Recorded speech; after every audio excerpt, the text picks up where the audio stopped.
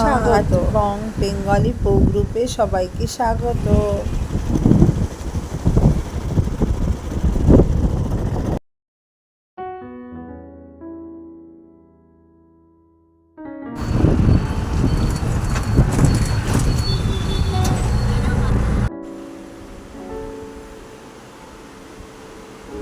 তো আজকে আবার ভাপা ইলিশটাই রান্না করছি, কারণ ইলিশ মাছ ছিল তাই।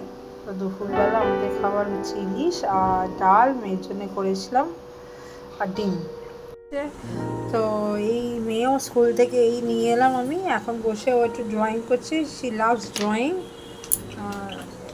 করছে। আর আমি আজকে বৃষ্টির দিনে বানালাম হচ্ছে একটু ইলিশ মাছ।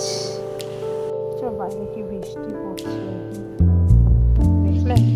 তো হাই, আজকে ইলিশ মাছ বানালাম, ইলিশ মাছগুলো ছিল তাই আজকে একটু সর্ষে ইলিশ বানালাম। এগেন সর্ষে ইলিশ দিয়ে খেতে খুব ভালো লাগে। তো এখন একটুখানি ফ্রুটস খাবো। ফ্রুটসগুলো পেয়ারা, দেখো এটা পেয়ারাগুলো দেখেছো, এখানে রেড রেড কালার আর ভীষণ মিষ্টি খেতে হয়। ছোট ছোট পেয়ারা, আর এটা অবশ্য বড় এনেছিলাম, একটা বড়। এবার ছোট ছোট পেয়ারা পেয়ে যায় এরকম রেড রেড কালারের, দেখেছো, দিস ইজ রেড কালারের পেয়ারা, খুব মিষ্টি মিষ্টি হয় খেতে এখানে। হ্যাঁ, এখানে এরকমই পেয়ারাগুলো পাওয়া যায়। কলকাতা পেয়ারা একটু কষকষ হয়, বাট এখানে দেখো একটু মিষ্টি মিষ্টি মিষ্টি একদম।